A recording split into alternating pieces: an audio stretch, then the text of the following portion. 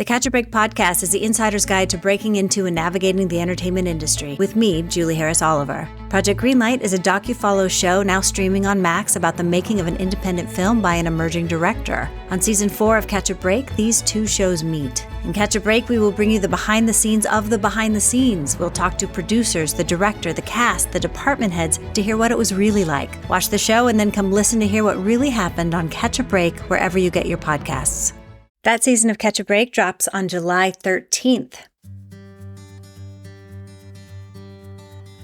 You're listening to The Other 50%, a history of Hollywood. I'm Julie Harris Oliver. You can find me and my consulting work at julieharrisoliver.com, and you can find the podcast at theother50percent.com, all spelled out in letters, as well as on all the podcast places. Or you can find links to everything I'm doing on the link tree that is in the show notes. Okay, now one more thing before we meet today's guests. Have you checked out Circling the Drain yet? Okay, remember when Don Lemon said that Nikki Haley was beyond her prime and got rightfully torched online? He may as well have said she was circling the drain. The concept of a woman circling the drain or being past her prime is absurd. But for the hosts of Circling the Drain podcast, they've heard this phrase used so many times in reference to perimenopause, menopause, and the plight of the aging woman, they have chosen to reclaim and repurpose the phrase in the spirit of humor. Co-hosts and longtime friends Ellie and Julia take a deep dive into the sometimes embarrassing, often hilarious, always bewildering issues of hormonal changes that take the place in midlife. Through honest accounts, thoughtful interviews, and group panel discussions, their mission is to make you chuckle, make you nod your head in recognition, and hopefully make some scientific progress. Could someone please start studying women in medicine? That would be great. Turn into Circling the Drain podcast every other Wednesday, wherever you get your podcasts. Now, today on this podcast, we have the good fortune to speak with Blake Mitchell. Blake Mitchell, they, them, began their career in film production in Los Angeles, working for the VP of production at Participant Media. After leaving LA, they worked at Google for over 8 years, where they managed teams in diversity and inclusion, learning and development, and recruiting. A Georgia native, Blake moved back to the South in the fall of 2022 to work as an operations manager on Stacey Abrams' campaign for governor. They recently launched their own consulting business focused on workplace diversity and inclusion and organization culture. Blake holds bachelor's degrees in international business, finance, and entertainment and media studies from the University of Georgia. Also, Blake has been performing in drag as Mary Lou Pearl, she, her, and sees drag as a powerful tool to entertain, educate, raise money, and spread positivity. Mary Lou Pearl got her start in the drag bars and clubs of San Francisco in 2017, where she became known as a kind queen who loves giving back and spreading positivity. She spent the last 2 summers working and teaching drag at Brave Trails LGBTQ+ summer camp, where she's returned this summer as head counselor. Now, I'm going to tell you right now, drag, along with gay, queer, trans, is under attack in this country. Hardly any of the talking heads screaming about indoctrination of children have any idea what they're talking about. So we're going to take some time today and really unpack it. What is drag, actually? Here, have a listen. Blake Mitchell, welcome to The Other 50%. Thank you so much for having me. I'm excited to be here. First of all, we should say that you are a DEI consultant and you work with companies to bring, I imagine, equity and inclusion into their workplaces. And you also work as a drag performer. So I want to say up front, for whoever's listening, we are going to talk about this with a lot of nuance, okay? I think there is so much need right now to really talk about things with nuance and really talk about what things actually are. And talk about the history and talk about the intent. And okay, so let's talk about all that stuff. And we were also talking about like the safety of it all. Because I got to tell you, 4 years ago, I did all kinds of interviews with all kinds of people that to me felt very risky because I was uncomfortable talking about it. Like I had a dominatrix on and I learned all about that. Mm-hmm. And this feels risky in such a different way than it did 3 or 4 years ago, because now it feels like it could be physically unsafe to talk about this. And so I want to state that, I want to honor that, and I want to thank you for being willing to do this, because I think it's so important that people really get educated about this. Yeah, absolutely. And first of all, thank you so much for the care and concern to even raise that and be thoughtful of it. And, as we spoke about before we got started, it's something, unfortunately, many of us have to consider these days, given the climate of things. But as I told a friend recently, I think that not going there is even more dangerous in different ways, because there needs to be as much truth spouted out amidst all of the, lies that are being told about the queer community in this season. So I'm very grateful to get to have that conversation with you today. And to your point, like, let's go there. We can talk about it in all levels of depth and confront the challenging edges of all of this. Okay, good. I think the people spouting nonsense are really loud and taking up all the space. And it's very appropriate. Here we are in Pride Month, and I will do my best to get this edited and out during Pride Month also. So should we start with just what is drag? Yeah. I think drag takes so many different shapes and forms. Maybe many of your listeners or many people are likely most familiar with the RuPaul's Drag Race version of drag. Super fans. Super fans. Yeah, very legitimate and fun. And I think in many ways that show has brought drag performance into the zeitgeist in a way that it had not been before. Certainly it's been around for a long time and important to a lot of people, but in terms of just exposure to wider audiences, that element, which for a long time, RuPaul was criticized for having largely cis gay men who were doing drag as women, but drag is so much more complex than that. The show started to incorporate more trans and non-binary identities, even trans men who've been on the show now, trans women. But drag, its roots are complicated. There's not necessarily an easy answer. I would say, like, we've seen examples of gender non-conforming dress and performance for thousands, hundreds of years. The current sort of drag scene really emerged out of the ballroom scene in New York and other major cities during the 80s primarily. When I say ballroom, I don't mean like ballroom dancing. I mean like voguing culture and those sort of spaces that were largely led by trans women of color and were not the drag necessarily that you see today, but even RuPaul got their start in those spaces. And as that sort of evolved and came into the mainstream, I mean, many of us know Madonna's Vogue as like one of the moments when we really got to look into what that world meant. It's become more and more, in some ways, appropriated, but also many of those people have found their way into the main stage and the limelight in a different way. And so, drag, that's sort of the history and cultural context for me. And for many, it's a playful exploration of gender, of queer identity. It's a way to spread joy, to be on stage and perform. The shape that my drag has taken has been much more about educating, uplifting causes that matter to me, raising money, and finding an audience and a voice through social media in addition to live performance. So it really, has taken a lot of shape. And I always tell people when we talk about drag and Mary Lou Pearl, my drag persona, that she's taught me so much about myself and my own identity and that sort of journey of becoming, which we can, of course, get into, as much as I feel like I've been able to do with the tool. So I'm very grateful for that. Now let's separate, for the uninitiated, separate sexuality from gender, from drag. That's an excellent starting point. Thank you for asking that. I would say, and I'm fresh on explaining this because I came out to my parents as non-binary about a year ago. So we've had many of these conversations as well. I would say sexual orientation, gay, straight, bi, lesbian, is more about who you are attracted to, who you want to sleep with or partner with in a more romantic sense. Gender identity, which I would also distinguish from sex. So sex is what you're assigned at birth based on chromosomes, body parts. That is distinct from your gender, which is how you experience that. So the way that you feel in your own body, the way that what dress makes you feel affirmed, whether you feel man, woman, something in between, neither of the two. And so it's much more your experience and all of the other things. We often attach color to gender when we talk about babies and gender reveals and things like that. So it's much more about all the other things versus just your genetics or anatomy. And then drag, for some people, is just a form of expression. It's a form of performance. They enjoy the theatrical element of putting on clothes that are not traditional for their gender identity, using that in a performative sense to pay homage to certain artists, to play and have fun. For some, it begins that way and then becomes an exploration of deeper things. There are many people that I am friends with who started doing drag and realized, like, wow, this feels affirming from an identity perspective. And so they've discovered their trans or non-binary identity through that performance. So it can lead to that, but in its core is more about the performative element of drag versus it being necessarily attached to someone's identity. Are there straight men who do drag? There are, actually. There was, for the first time on RuPaul's Drag Race, somewhat a straight identifying man who was on the show. I would say it's traditionally associated with the queer community, but drag, there's a quote that's been way overused, but I'm going to use it again. that RuPaul says, which is we're all born naked and the rest is drag. And so I think where I grew up outside of Atlanta, the super country dudes driving their big trucks with the big tires, you probably see something similar in Tennessee when you're there. And the camo and the hat and the whole look. There's some in LA. Drag.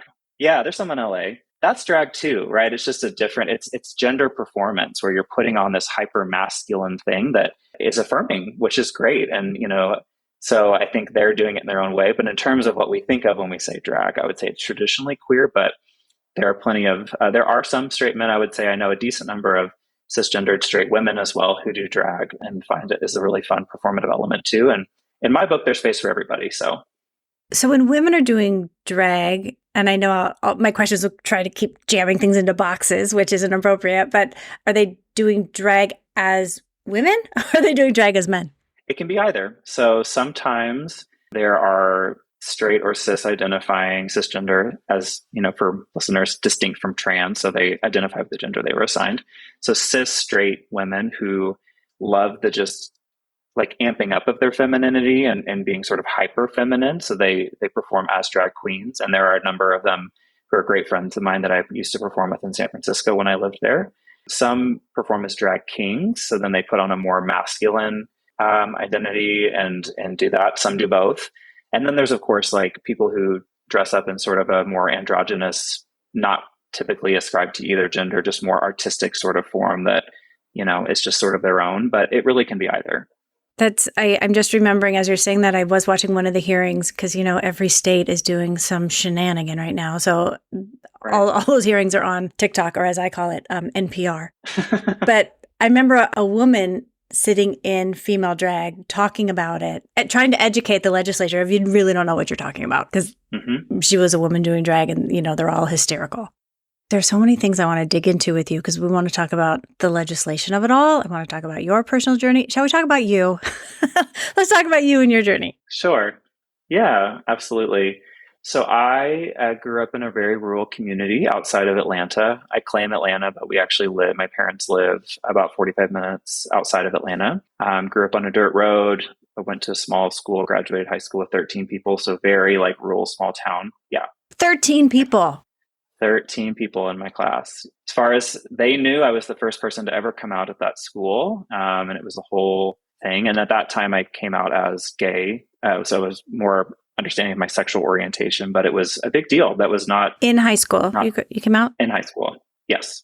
In high school, lived in a very religious community and went to church once or twice a week growing up, which was very disruptive when I came out. And we were ultimately asked not to go there anymore because of that and sort of cast out. So there was a lot of like tough edges in being in the South as a young queer person. Did they ask your whole family to stop coming to church? So there was a day where I had not publicly told anyone there, but I'd come out at my school and it got back. And as I was entering the building, I was confronted by the pastor and the deacons who pulled me into a side room and essentially said, if you don't choose to deny this and not be this way, you're not welcome here anymore. And we can help you, but if you're not willing to take our help, then you're not willing to be here. And my parents said, number one, don't pull my kid into a room and have these conversations about us here. And two, we're never stepping foot in here again if this is what's happening. So that was the last time I was ever there.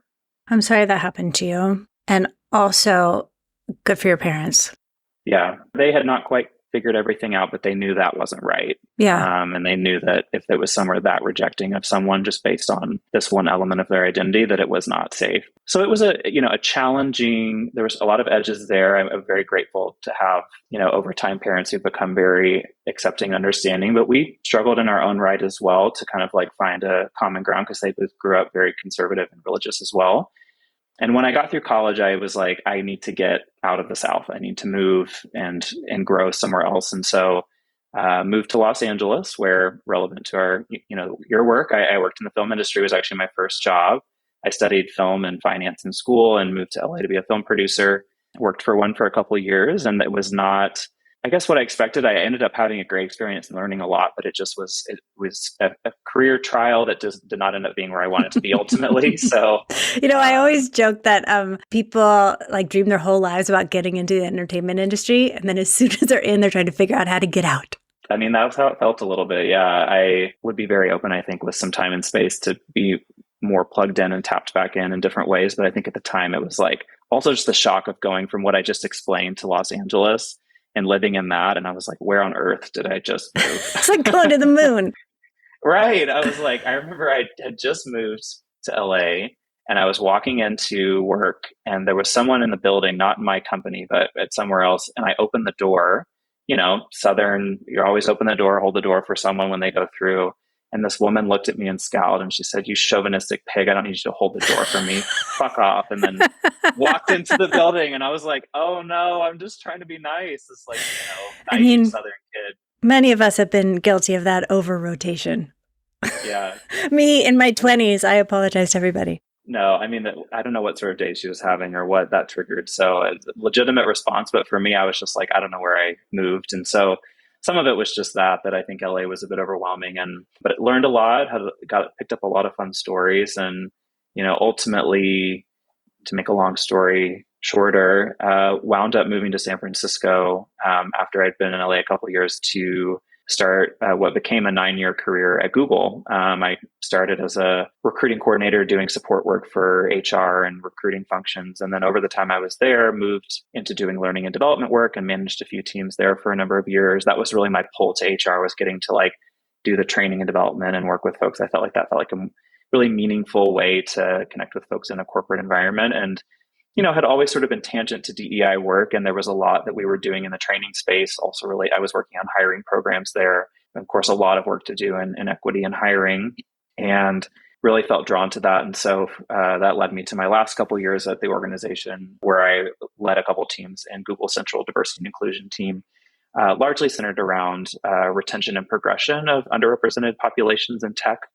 But also doing a lot of organizational diagnostic work with leaders at YouTube and Google Cloud and Google Marketing, and really helping them understand the landscape of their employee population, where there are gaps and where they could make changes or stage interventions to, one, retain people, but just make their organization more equitable and inclusive. So learned a lot in that space, and that's, kind of sparked my current chapter of doing HR consulting, which we can get into, but I'll just say in the background of all of that, while I was in San Francisco, there was this whole personal transformation going on when Mary Lou Pearl and my drag was beginning, because I joke that I never saw drag on television and was like, I want to do that. That's the thing. How do I do that?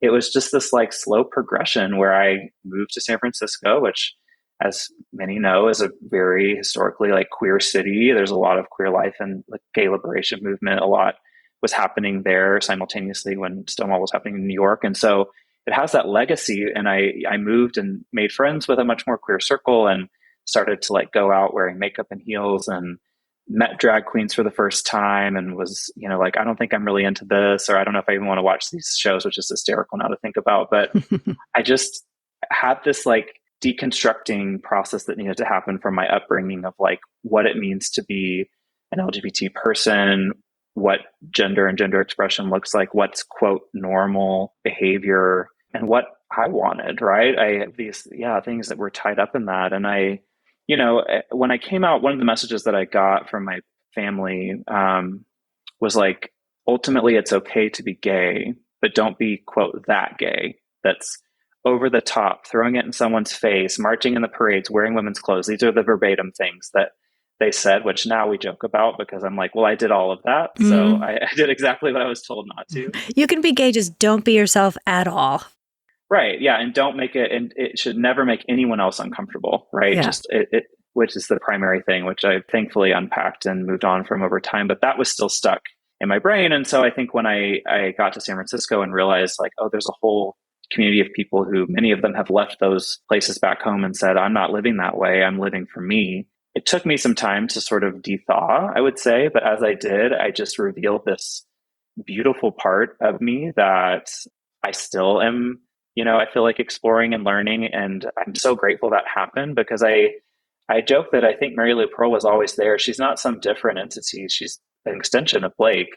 It's just that she was so repressed and pushed down because of where I grew up, that coming to a place like SF really allowed that to come out. And it's been a beautiful journey. I started performing in 2017, again, got to know drag performers in San Francisco, and the queen who became my, what we call drag mother. So you're like sort of adopted drag parent who teaches you how to do it and gets you booked and all of that.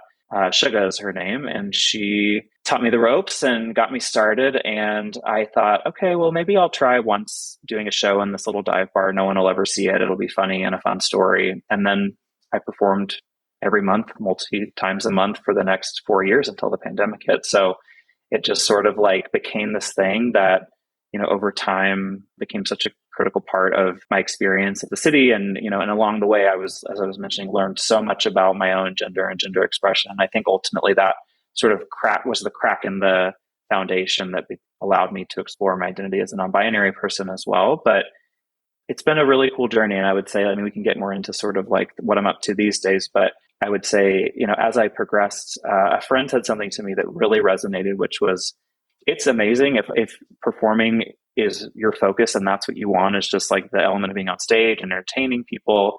But there's an opportunity when you have the spotlight on you, whether it be on stage or online, to say something that matters and talk about things that matter. And I think that really stuck with me and has challenged me as I've, sort of grown over time and grown my online presence to really try to, as we said at the top of the call, like speak truth to power and speak truth to some of these things that are being so misconstrued these days, especially as it relates to young queer people who I think often are getting having some of the toughest time because they don't have the agency to always like navigate out of the situation they're in, and are feeling a lot of hopelessness. So that has really sort of pushed me to continue this work in different ways over the years.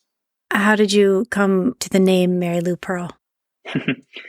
It's an amalgamation of a few things. Many drag performers have like a punny name that has some secondary, as an entendre, double entendre. Like Rhonda Santis? Rhonda Santis, yeah, exactly. There's so many.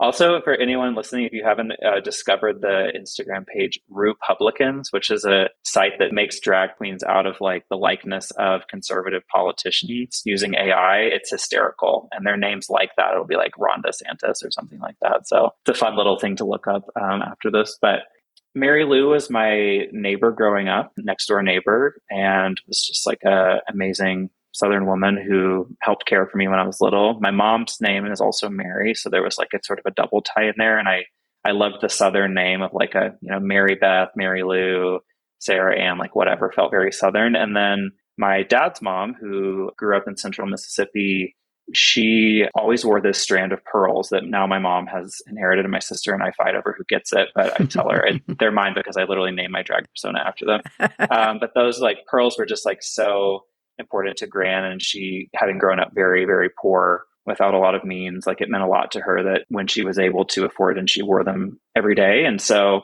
I said that together one time, Mary Lou Pearl. I was just like running through names with a friend, and I was like, that's it. That's it. And I don't know why it clicked. That's it.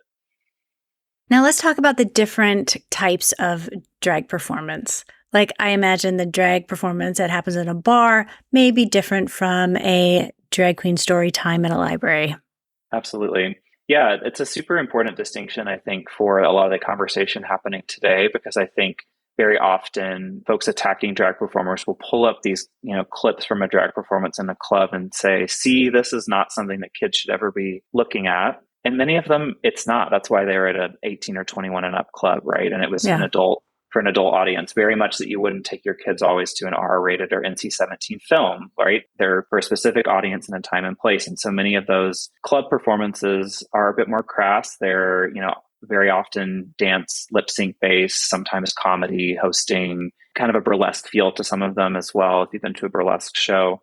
But on the flip side is like when there are performances or events with kids, like the Drag Queen Story Hours, which I've done in the past as well, it's just someone in a costume reading a book to kids and relating to them. And to be honest, kids, like even little kids who don't really have strong language skills, just immediately light up when they see a drag performer because the makeup is big and the costume is big. And I realized one time a friend was like, well, you look sort of like a cartoon character or like a Disney I was just going to say, right? Because you're just so overblown and the hair is big and their sequins, it's just like overstimulus. And so they tend to sort of be like doughy eyed and like kind of a little like, overwhelmed by all of it. But, it's fun and playful. And I did some virtual drag queen story hours during the pandemic for parents who had their kids at home. When I was working at Google, I would take part of the day and sign on in drag, and Googlers would bring their kids on to just like have a moment to see, and I would read, and they'd go into the kitchen and be doing something in the background while the kids like glued to the computer screen watching Mary Lou Pearl read them a book and dance and stuff. So it's very innocent and sweet. And I also I work at an LGBT summer camp in the summertime where there's drag programming, and that also is very tailored for a more junior audience, where it's all about like, if kids want to and choose to opt in and participate, then they, can come and just say like, hey, here are some different ways you could like put on makeup or try that. Or if you want to try on costumes, that's here. And then we'll, let you kind of like show off to the other people. It's honestly like, when I was a kid, we would go play dress up or something and play games or something in that way. It's not too different. It's just that for them, especially for young queer people who are exploring maybe their own identity, there's an element of like feeling out what feels good or right to them. But yeah, to your, original question, all of it is scaled to the audience, much like film or television would be too, right? We put ratings and have specific spaces where people access and others don't. And the club drag shows are not what is happening with young people. And now I know a lot of the language right now is that drag is grooming, and that if you're doing it at a summer camp for children, I can see people saying that is definitely grooming. Well, how would you respond to that? Before I start launching into statistics of who's actually grooming in this world, go ahead. Yeah. Well, I'll leave the stats to you then. I was going to start there, but I don't have them. I just know it's, straight white guys and clergy doing the grooming. Exactly. That's the short of it, is like when you look at statistics of what's actually happening, it is, and by any means demean anyone in a religious position of power, but those are often the people, sports coaches, who are taking advantage of their position of power, because it's not like a drag queen who meets a kid at a story hour is all of a sudden convincing them that they should be queer, act a certain way. Like, for really talking about what grooming is, it's there's like a built relationship and trust that then it's like, over time you're like tricking or bringing someone in. And that's just there's no evidence that that's happening at any sort of significant number with drag performers or queer people. And it's absolutely not what is happening at this camp. I mean, if we think about the kids that we interact with and that I get to work with there, number one, their parents or families or caregivers have opted for them to go to an LGBT summer camp, and either they come on a scholarship or they've brought them there and dropped them off.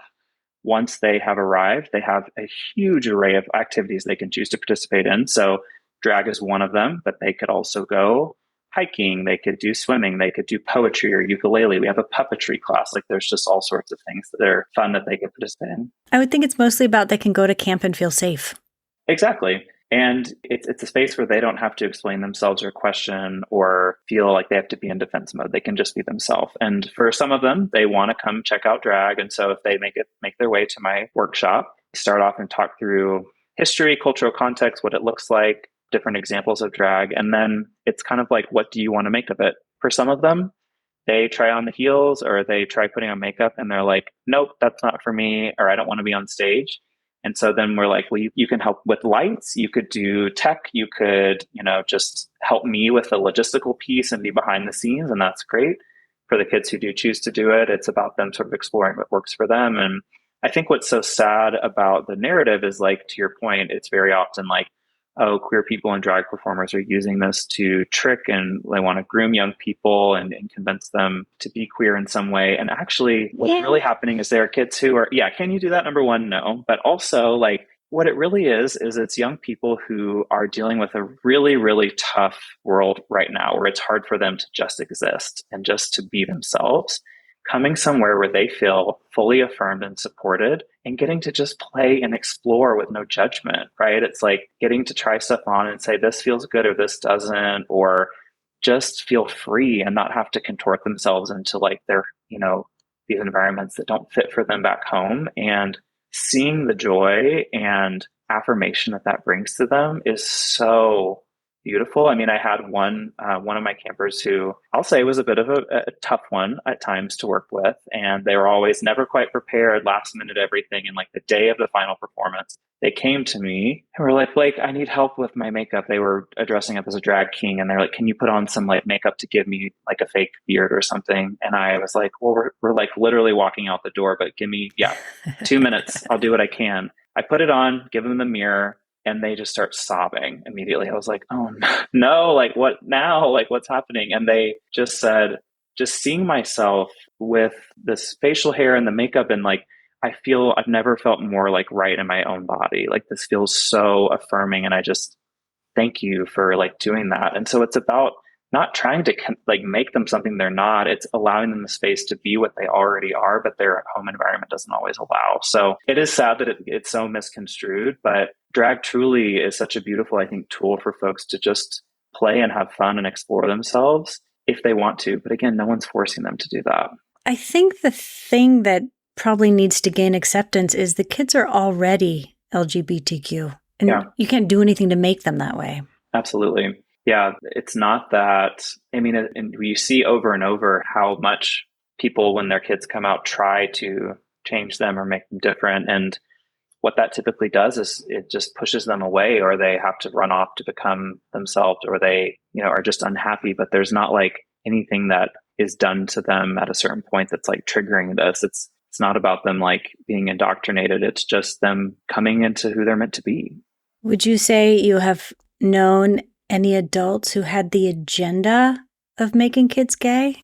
No. I mean, it honestly sounds wild to even think about. I joke that like straight people seem to be doing a well enough job of producing gay people. I don't need to go create more somehow or recruit anybody. Like we keep showing up in straight families. So how's that happen? And of course there's many, I don't mean to say that's the only way that kids come to be, right? There's many different ways through the incredible progress and like fertility treatment and things like that kids can be born or adopted. But all that to say, like, we've always been here. And I think another like misnomer that has come up is like, well, all this queer identity is just a fad. Like all of a sudden, so many people are saying they're trans or non-binary or use they, them pronouns. And like that, this wasn't the case. Like you all are just, this is a fad, like a Gen Z fad that you're all hopping onto. And it's like, that's nonsense. Like we've seen over time at ebb and flow how out people are given the society and the context. But, through many different civilizations and cultures in the Western world and the Eastern world, like there have been queer people. And to be honest, in indigenous culture, and especially in the East, non-binary and trans people were revered often in the cultures. The indigenous people in the United States called it two-spirit, is what we would call non-binary, like folks that held both gender, men and women together and were more powerful because of that. But because society had started to shift, I think, in a more progressive way with marriage equality passing and more progress in terms of legislation, I think we saw the conditions shift. And so more people have started to come out and be more public and feel like they can be themselves. And I think that's why the backlash happens again. It's like we make progress, people start to see the power and the progress and get scared or freaked out, and it whips the other direction. But it's not like it's new. We've always been here. It's changed in terms of us feeling like there's more space for us to be out and be ourselves and have language around what that means. Should we talk a little bit about the legislation sweeping the country?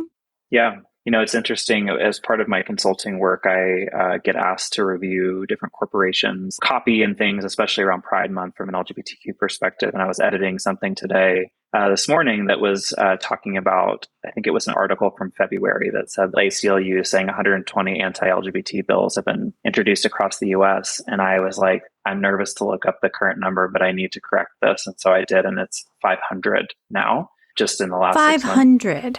500 this legislative session in the United States. And why? Why? I just what's it to you? Yeah. I mean, I'm not a political analyst, but I will say from my perspective, and did work on the last midterm election in Atlanta. And my perception is that the right often uses these fringe issues around identity and sort of this guised thing of like protecting tradition and family as a way to rally a more like radical conservative base and distract from the real issues I think that are impacting people today. And so we hear all this rhetoric that we've talked a lot about already about threat to children of drag performers and them being indoctrinated. But we all know the statistics, or maybe we don't, but we started to hear now the real number one thing that's killing children in the United States is gun violence. But they don't want to talk about that or make any changes to protect kids. That Jon Stewart clip was very powerful. Go look that up. That guy. Exactly. If you haven't, it give you some good talking points if you get in a discussion with people about this. But that is the number one threat to kids in the United States right now, is gun violence and shootings in schools and communities.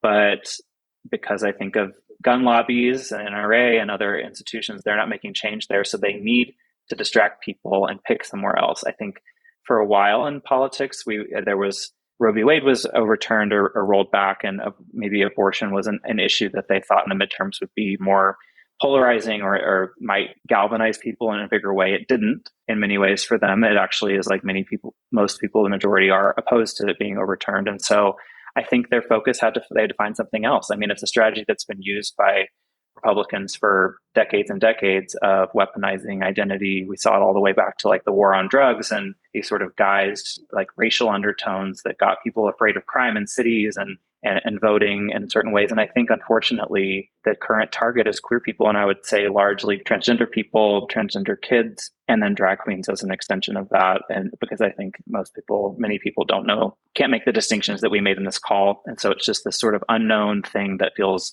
scary. And they've tried to equate to being a threat to a traditional family when there's no threat. We're not coming after anybody. We're just trying to exist, right?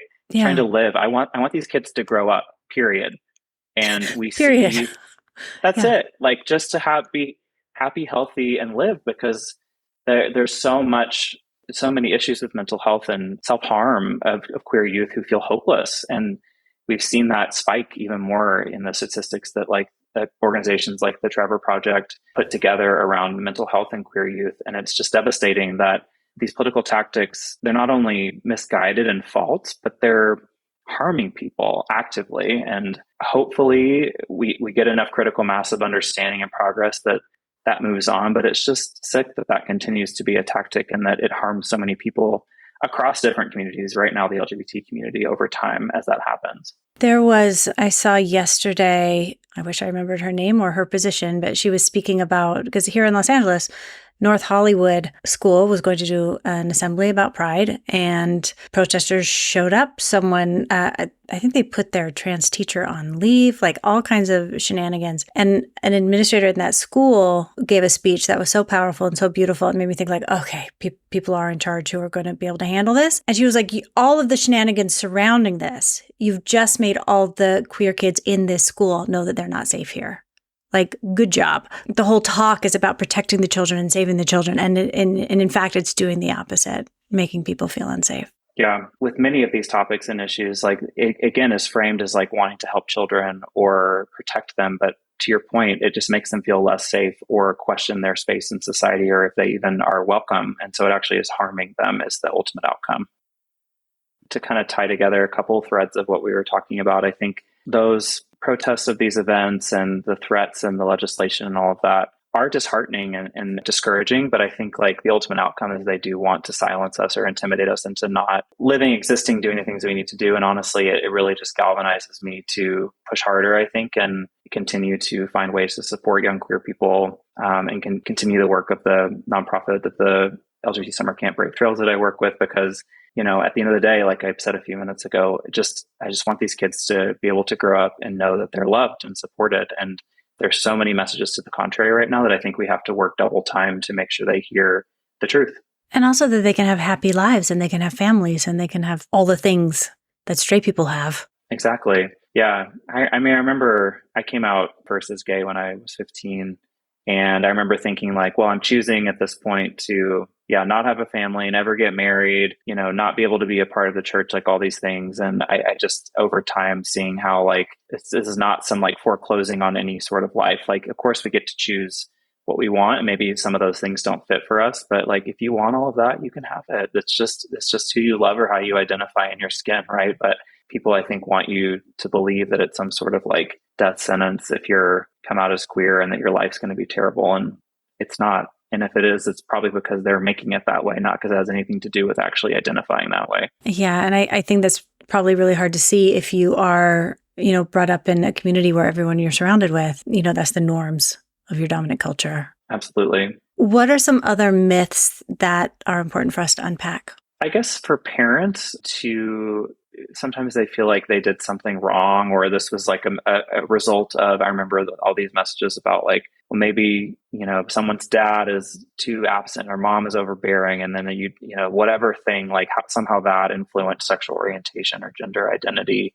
And again, it's just like who someone is, right? I think also that, one thing that can maybe is less of a like misunderstanding, but just something that I felt sometimes and would raise is like, I think it feels hopeless sometimes to do anything because this has been so sweeping and overwhelming at the rate at which, these laws are passed and things have like come to be, that it just feels like there's nothing we can do. And I think that, we all have to play our small part. And so for some people, that's going down to their capital and protesting and being very present and an agitator in a real way. Not everyone can do that or feel safe to. And so it's also just like educating yourself on these issues and understanding how you can support the LGBT people in your life. It's speaking with your vote and voting for people in local elections, especially who are going to like defend and protect, and donating. Like there's just so many different like ways I think to challenge things that it's not hopeless. That like we see over time there are these sort of like moments of where we sort of take a couple steps back and there's a lot of pushback when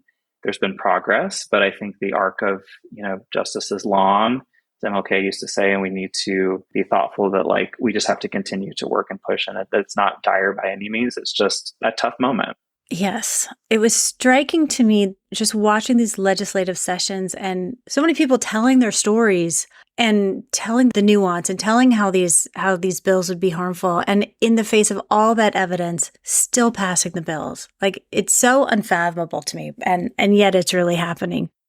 Another misunderstanding sometimes that people have around like queer or trans identity that I think is important when we're talking about queer youth and legislation to raise is that many people and a lot of the rhetoric that the right has pushed is that surgeons are doing procedures and like gender surgeries on like young children, which is not true. And they're by and large, if a kid is undergoing gender affirming care from a physician, it's largely hormone blockers, which just slows puberty while they figure out how they identify or what feels right to them, which is all reversible. There are sometimes if it's taken at certain developmental stages that it can be some nuance, but I would say in general, like you can stop taking it and just continue to progress, as in whatever way your body is going. But it also allows for time for families to slow down and say like, okay, you may be thinking about this, but let's take some time to consider. And then if in a few years, we're sure that you do want to like start to socially transition or transition through medical care once you're of an appropriate age, you can start to take HRT or hormone replacement therapy. And then down the road, once folks are older, perhaps undergo gender affirming surgery. But I think there's this like idea, and my dad, who's a physician, also asked me like with the camp, like, can you help me understand, like I'm reading or I'm seeing things about like the surgeries happening on young kids. And that is really, really not true. There are even laws being passed in states to ban that when it's not happening. Like there's no medical professional conducting those procedures for kids under 18. And so it's like, this again is not actually changing anything that's actually going on in practice. It's just a tactic. And by and large, like when kids are undergoing that, it's much more nuanced. And I guess I would just like end that thought with saying that like all the major medical organizations and collections of physicians in the United States agree that that type of care is appropriate. And despite that, laws continue to be passed blocking it and restricting parents from making these decisions for their own families with healthcare providers in a way that works for them, which is just so frustrating to see when the actual people who know and have done the research say like, we should be allowing families to make these decisions for themselves. Yeah. And I don't know how you get to be, especially right now, my age and not know many people with trans children and just no one is rushing into treatment. Everybody is rushing into, let's understand it, let's evaluate it, let's make sure we're getting the best possible care for my child. No one is just, first of all, talking their kid into changing their gender, and then secondly, doing radical things to make it happen. It's just not a thing. And it's the same, it's the same legislators who are trying to do reproductive health. It's absurd. It's absurd. It's the same people who are talking about post-birth abortion. It's nonsense. Right. That's not happening. None of it's based in truth or fact. Or very little of it is, right? Again, it's just a scare tactic. Now, going back to the drag of it all, I wanted to rewind 45 minutes. And you talked about was it drag mother? Was that the term? Yep. Showing you the ropes. I'm curious, What are the ropes?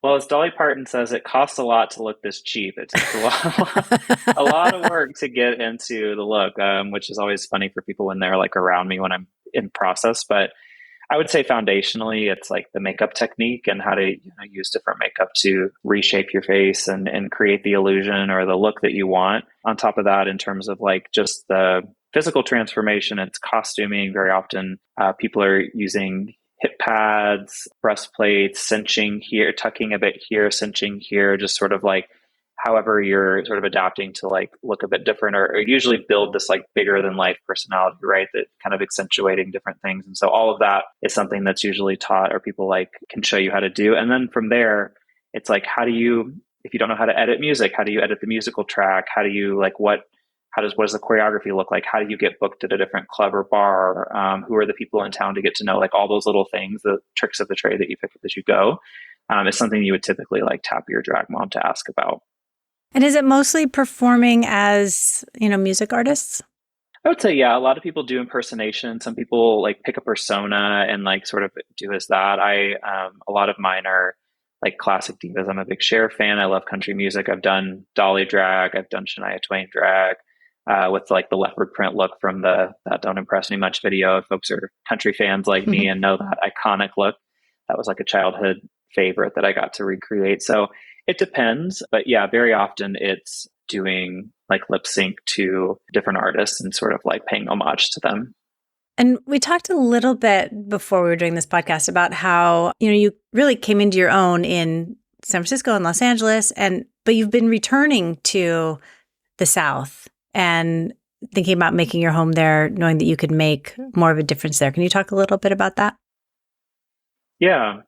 So at the point where I felt like ready for my chapter at Google to wrap, as I was sort of considering next steps, I think often the universe gives us little like signals or nudges. And I remember sort of having this thought. And then the same day I opened Instagram and Stacey Abrams announced that she was running it for governor in Georgia again.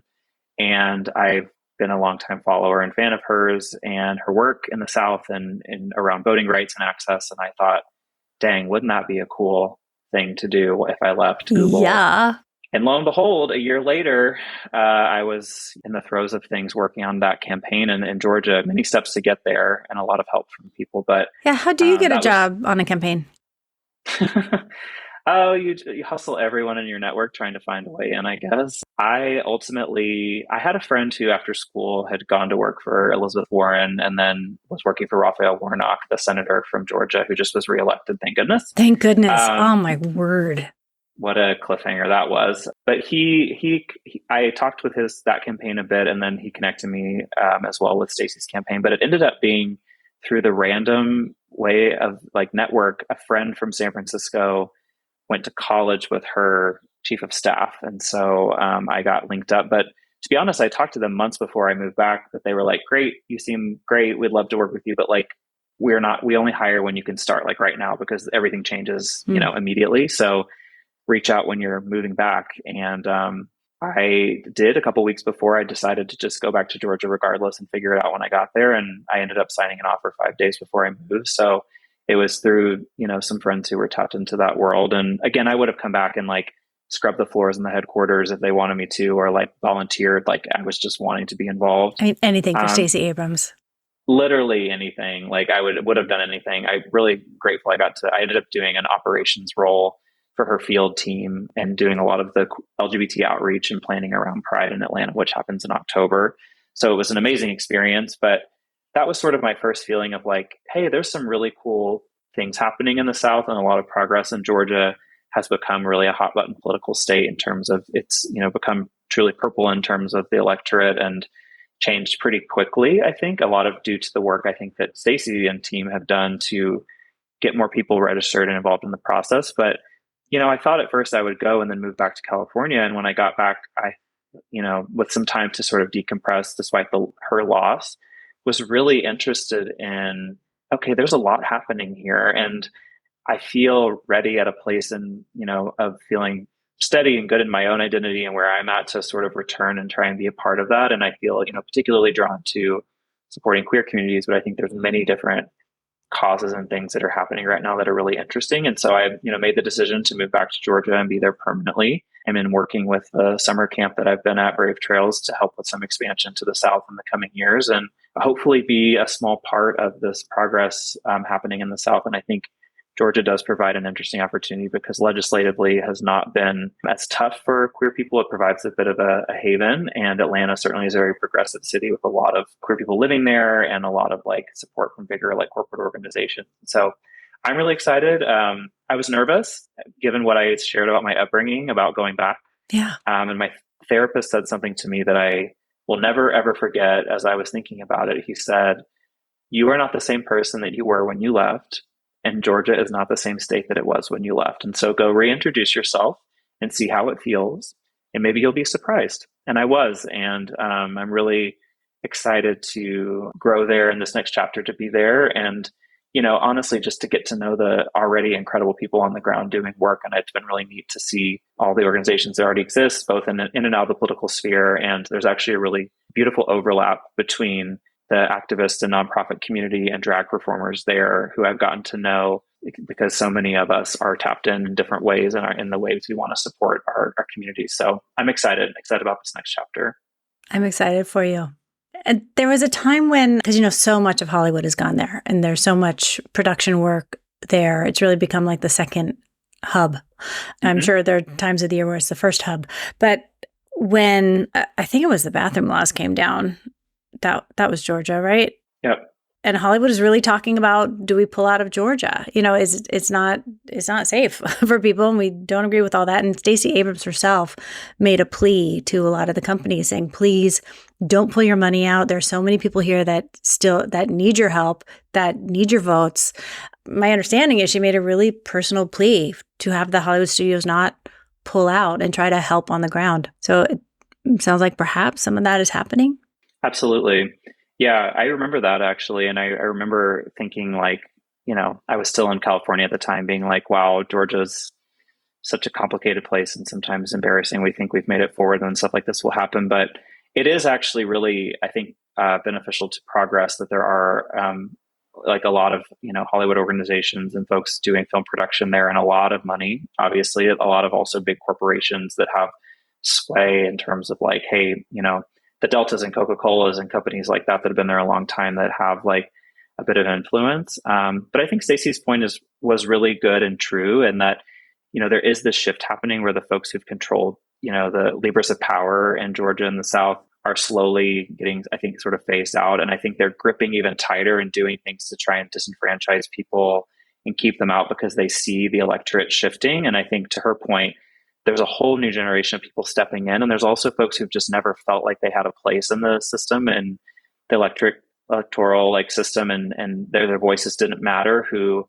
she and others have really like re-enfranchised and helped them to understand like it does matter. And if we all show up in collective, we can elect 2 Democratic senators and send them to DC from Georgia and have that influence and flip the Senate as we did in 2020.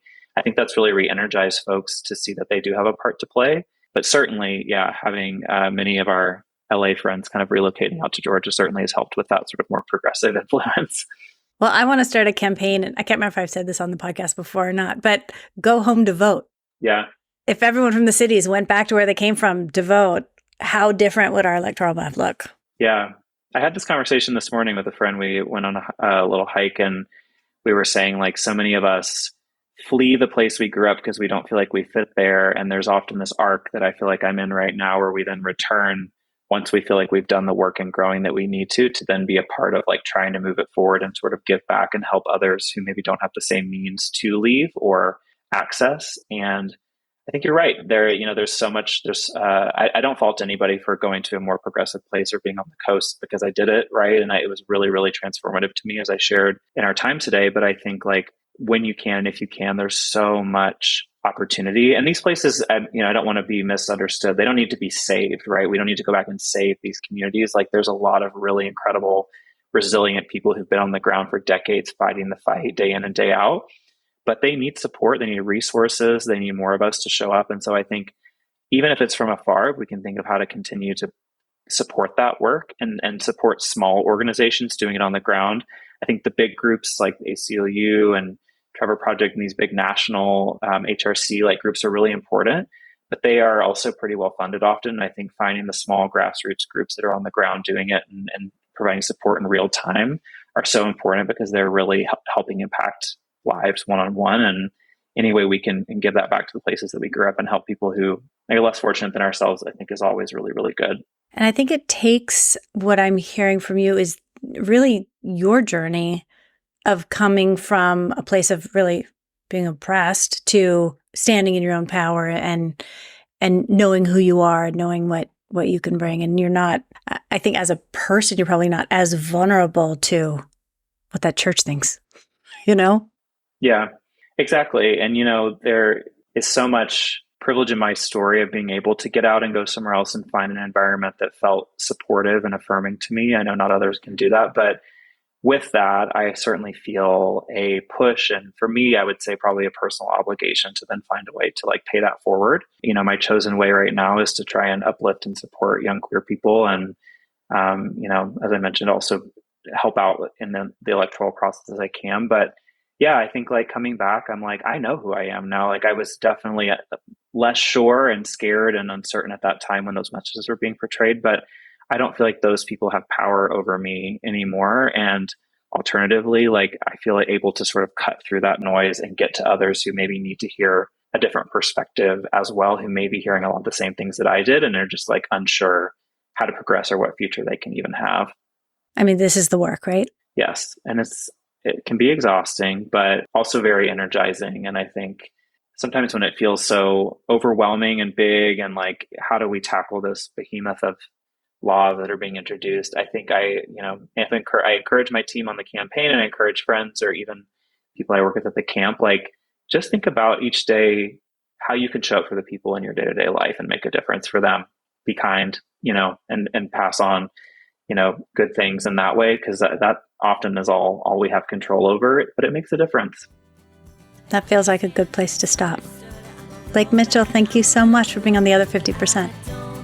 Thank you so much for having me. You've been listening to The Other 50%, a history of Hollywood. I'm Julie Harris Oliver.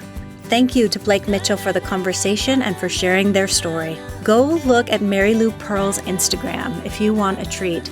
There is the sweetest video of Mary Lou Pearl dressing Blake's father in drag, and it is beautiful to witness the love and the support of the father.